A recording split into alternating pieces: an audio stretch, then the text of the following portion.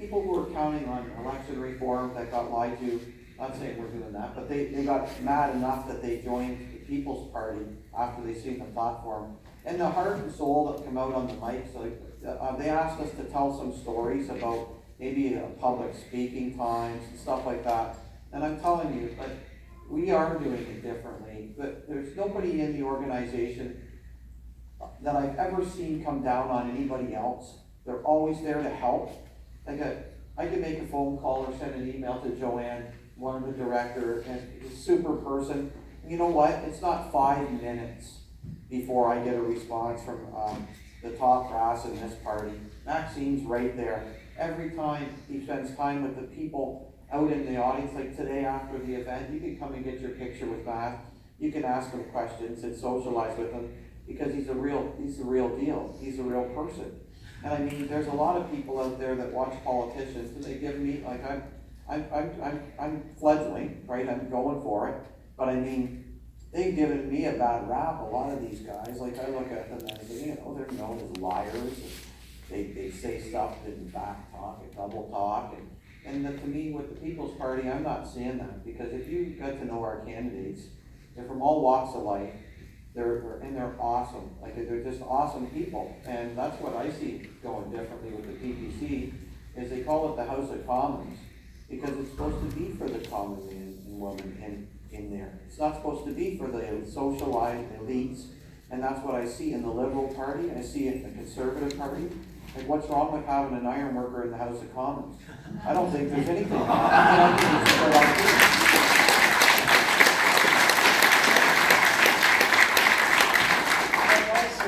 The most important for you, your member of parliament, when Brian will be elected, your member of parliament will be able to bring your preoccupations in Ottawa. Maybe in our program, we don't have a local preoccupation. We don't have the answer for your local preoccupation. But that would be the job of your member of parliament. You go see him, you bring that, and if it's so important that we need to change the legislation, he will have the right to bring a private member bill. It's a bill that a member of parliament can table, and we'll have a discussion in parliament about that bill. And it will be a free vote for everybody. So more freedom for your member of parliament. You know, yeah, they will need to follow the party line, but the party line will be on our platform. That's what we promote in our platform during the election. That will be the party line. It's okay, it's normal. Everybody is behind the platform and we want to achieve that. But after that, there's other issues, you know, and if it's important for the riding, you would have the right to bring that and having a discussion about that. So I think that would be a better way for your representative to answer your needs at the federal level. Yeah, it's like there's some issues that, like Max has told me personally, he just said it. There's nothing off the table for the community, right? Where the other parties, oh, no, you can't bring that forward. No, don't talk about this. Ooh, don't go over there with that. Take that out of here. The PPC's not like that. So, I mean, if you want to bring something forward as an MP, doesn't mean it's going to pass, but you can get your foot through the door, right? And that's the difference, is at least you can get your foot through the door. With these other parties, they're dictating what comes to get voted on. And to me, that's wrong, because you can't tell me a Toronto riding has the same issue that's going on in our riding. Can't say that. And that's the problem. And to toe the party line thing, like I hear, you have to have some organization, and Max has made that clear, that what our policies are our policies. But like you say, there's some things that happen outside the policy that are allowed to come in and get discussed, debated, and talked about. And right now in Canada, we don't do that. We have a certain little set of comfort zones that everybody likes to hang out in, and nobody wants to go across that line. Well, the PPC MP has that chance to do that. So I just thought I'd add that as well. Thank you.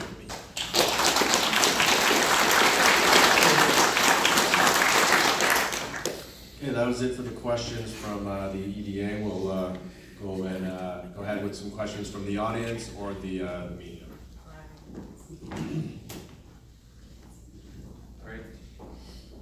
All right. If anyone has any questions, raise your hand and we can get started here. All right, we'll start here. Yeah, hi, pleasure to meet you. I've got a few issues. Brian's familiar with it, and so is Andy and a few others. The Shawcross doctrine and the SNC Lavalin scandal. I've highlighted to Senate the Shawcross in 2016.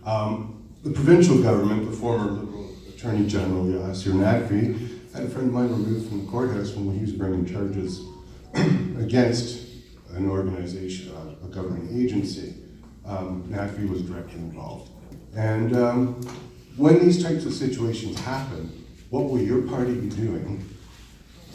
In power, this stuff needs to be stopped. The private prosecution is the last line of defense for the citizens against corruption. And here's some documentation. I'll give to you in my contact information. October 7th, Norman Traversy is bringing criminal charges against Trudeau in Ottawa on October 7th. He'll be at the courtroom. He's doing it himself. So, yeah, I think you're right.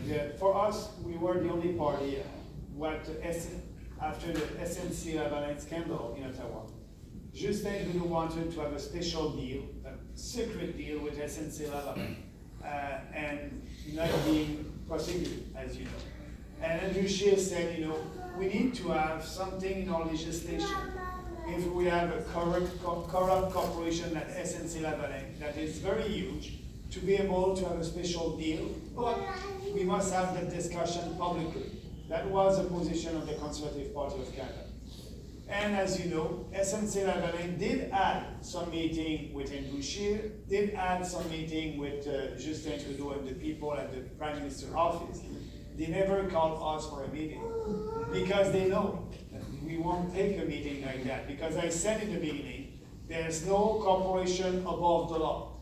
A small corporation is a corrupt corporation. They must be prosecuted. A big one also. I said that, and I said that in Quebec. And as you know, SNC Lavalin and Justin Trudeau did that to pander to Quebec, to have some votes over there. And when I said that in Quebec, in French, a journalist said, "Oh, Maxime, maybe the corporation will go bankrupt." I said, "It's okay." Or maybe all these people will lose their job. I said, there are very great people who are working for SNC Lavalin. Maybe not at the top, but very good one. And they will be able to find a job. And we have a lack of workers in Quebec. So they will be able to find a job. And I didn't pander to these people.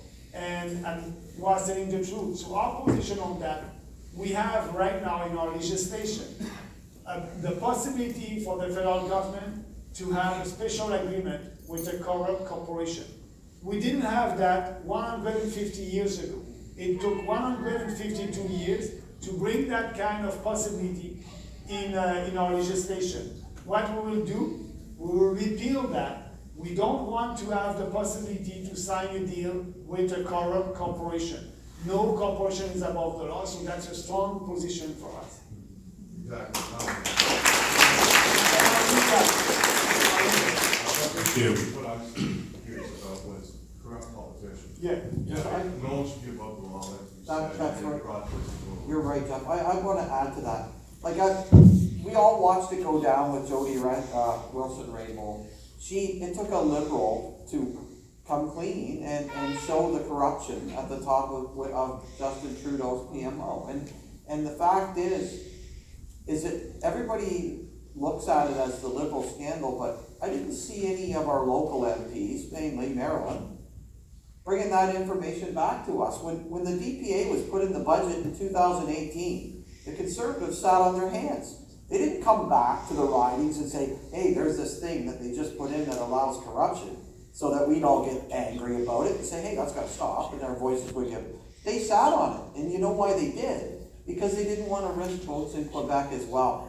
So when Raybould came forward with that, the only card to play was the card they're playing now. Oh, look what they did. Well, they knew what they were doing because they were sitting on the fence going to use it, and they were going to use it too. But they were being whipped into silence.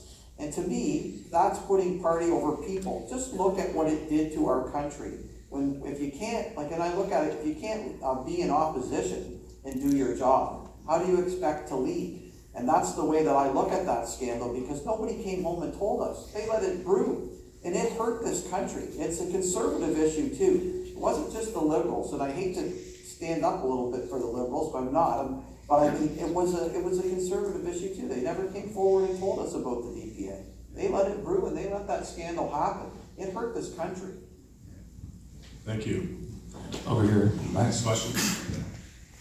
Hey, I'm a Newtown voter, and I want to ask you a question about something that's been affecting our community for the last while, especially with Justin Trudeau in charge. What would the PPC do about the opioid crisis? Thank you for asking. It is a shared jurisdiction with the provincial government because it is a healthcare challenge and also a criminal code challenge. So we must look at it. What we can do is to sit with the provincial government and to look at it, the better way to deal with it. We can do a lot at the federal level, but I want to speak with the expert on the ground. You know, I'm in Ottawa. I know there's a problem here and in other cities in Canada. I don't have the right solution. There's a lot of ideas that are floating over there to solve this problem. I don't have a specific position on that, so I just want to learn a little bit more. But the most important for us is the well-being of our people here in our country. Note on that, I spoke about that in the debates, and I haven't talked to you about it yet, Max, but I was at a workshop for social services, and it was about addiction, and Shannon and I sat through the Narcan class to learn to give someone Narcan who's OD'd on opioids, and to be quite honest, we have a personal connection to it. There's someone in our family that's on the streets in Sarnia. So it worries me every day. And I have told people in this community, people from the Inn of the Good Shepherd, some of the nurses that were out there, and they're on the front lines. And I'm going to tell you, Max, we haven't had a chance to talk about it in depth, and we will. But the crime rate, the amount of, and that's not, it's their sons and daughters that are out there, and Sarnia is being hit very hard by the opioid crisis. You can go in, and I don't, and it's hard to talk about it because it puts Sarnia in a bad light, and I don't want to do that. But I want the people to know that I will fight to try to find some federal funding for a detox center and a rehab center. This is an area I think that could be a hub in Canada. Like if we're in a busy area with Windsor, London, and Sarnia. I'm not saying put it in downtown Sarnia. I'm saying we need something to get to try to help, and not just something where our kids get, or whoever it may be. I shouldn't say kids because it's affected people driving Porsches and BMWs too the same way. You know what I mean? It's all through the whole community, and we need a place where someone can go and get clean, and then not go right back out there at it. So there's a strategy. I'd like to push that strategy if I can get elected, and I'm sure you'll help me do that, Max. Okay? So I just want everybody to know that. Thank you. Another question? Yeah, hi Max, thanks for coming. What is your opinion of George Soros, and do you think he has influence over Canadian politics, perhaps media? You know, I don't take time to look at what is he doing and why is he doing that. I'm so busy to promote our party and our philosophy and our values. I'm there to fight against people that believe in socialism. So I don't have any comments about that. You know, business guy that is doing his thing. I don't know what is he doing. I know that he's rich. But after that, you know, I'm so concentrated to look at our party and building our party and speaking about our values. You know, I don't have any specific comment about that on him, about him. Other question? Yeah, I'll come around in a second here. Good afternoon, Mason. So the Liberal government earlier this year gave $650 million to the media, and they gave the money to the ones that they liked, and the ones they didn't like didn't get in. I saw an interview with you earlier this week with Rebel. That's one of the blackballed media groups. But you did a really good job, and they're a good media group. One of their journalists, David Menzies, was arrested yesterday. Do you have any comment on that? And was Andrew Scheer that was the person who was visiting? Yeah, so first part of your question, the $600 million, the fund that the federal government is giving to media, we will bring back that money home, we'll abolish that fund, and what we will do, because we want the media to be independent from the government and not dependent from the government. So they must be independent, it's not our job to fund traditional or different kind of media. So that's important. Abolish that and save that money.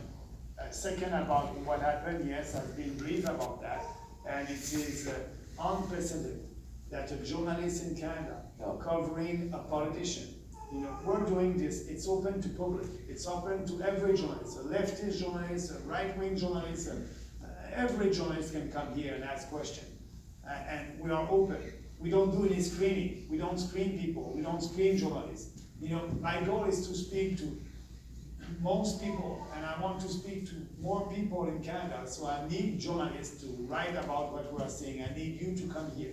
So what the Conservative and Andrew Scheer did, they said, we don't want to see you, they don't want to see the rebel media, and so that guy was there, did nothing, and he was leaving peacefully, and there are CNP bringing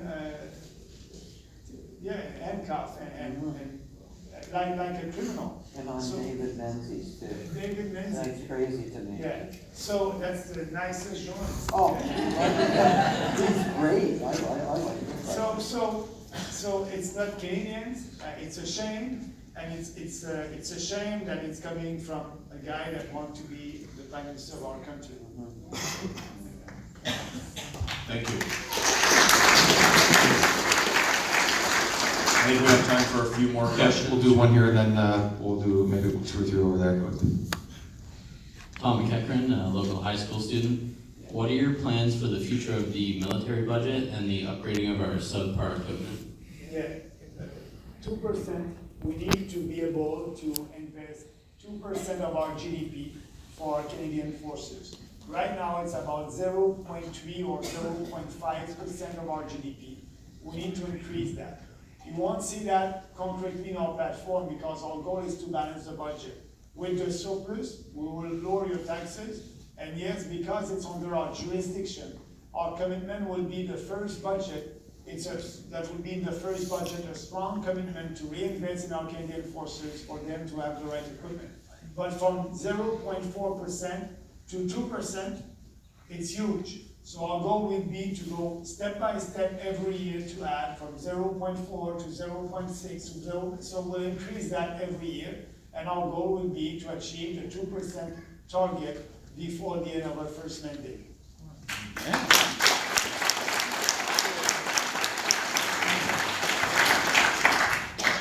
Thank you, Jean-Marc, Brian, and thank you, Maxine, for coming to Sarnia today. We really do appreciate it.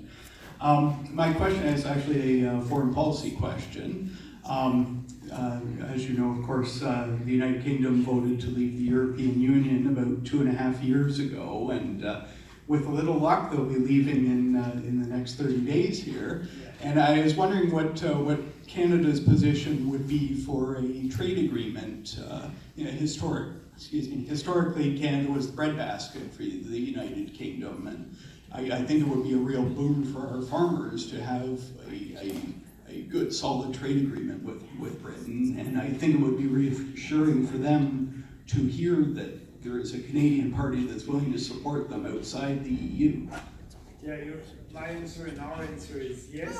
We need to sign more free trade agreements, and absolutely, a free trade agreement with UK, that would be great, that would be good for both UK and us. And yes, if they're ready, I would be ready to sign a free trade agreement, absolutely. Thank you.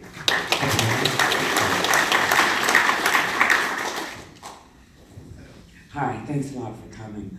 I'm not sure I heard you right about the European Union. Yeah. That if you said you wanted us to have a seat on it, I was pretty hoping you'd get us No. right away from them and out of the PC, I Paris Accord and all that, TPT, I said that. whatever, all that stuff. Yeah, we won't I'm be getting part nervous. of the Paris Accord, we won't be part of the UN Migration Compact. Good. We won't try to have a seat at the UN Security Council, we won't try to do that. But yes, Canada as a country, we are a member of the UN. We will stay a member of the UN, but we'll look at all the spending that we're doing, but there's a lot of subcommittee in UN, like the climate change one, like the migration compact one. So we'll look at all these subcommittee, and if we don't need to be there, we won't be there. Good.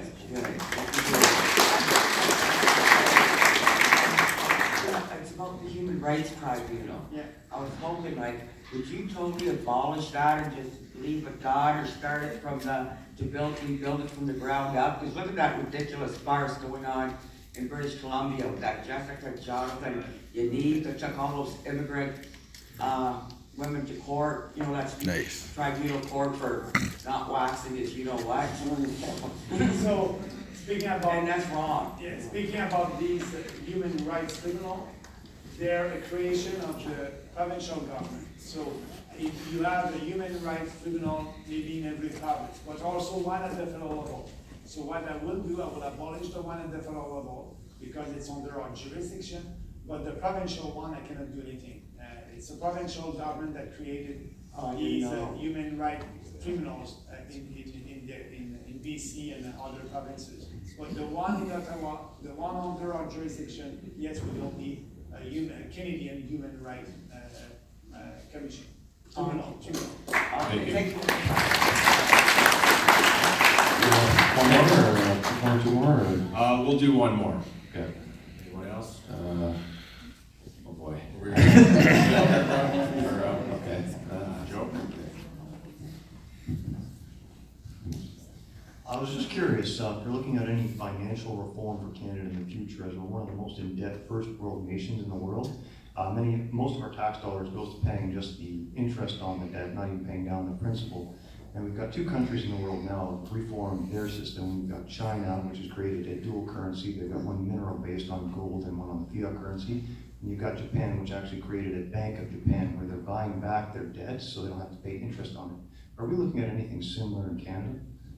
Yes and no. No, the Bank of Canada will be still the Bank of Canada, but yes, every 5 years, the federal government can sign a deal and a contract with the Bank of Canada for their strategic plan. And because politicians cannot interfere in monetary policy, and that's okay. But every 5 years, we can give a direction to the Bank of Canada. Right now, the direction is a 2% interest rate, a 2% inflation, sorry. The Bank of Canada has a target of a 2% inflation. If inflation is so good, why not having a target of 20% inflation or 30% inflation? Inflation is not good. It is a hidden tax. The money that you have in your pocket, when there's 2% or 3% inflation, you are losing your purchasing power. You cannot buy the same amount of goods and services with your dollar when there is inflation. So that's why it is a hidden tax. And the goal in our commitment with the Bank of Canada will ask the Bank of Canada to have a 0% inflation. Like that, you will keep your purchasing power. Right now, since the creation of the Bank of Canada in 1933 or 34, I don't remember the exact date, but the $1 that we had in 1933, and the value of that dollar today, it's about 10 cents because of the inflation. So I want you to keep your purchasing power, and that's so important. So that's why we'll ask the Bank of Canada to have an inflation target of 0%.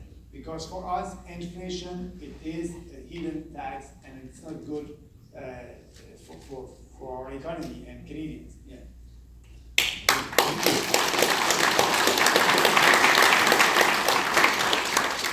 Yeah, ladies and gentlemen, that about wraps things up for us for today. I'd like to thank Brian Everard for being here, and especially thank Maxime Bernier, the leader of the Future Party of Canada, for being our special today, and good luck in the upcoming election to vote for you.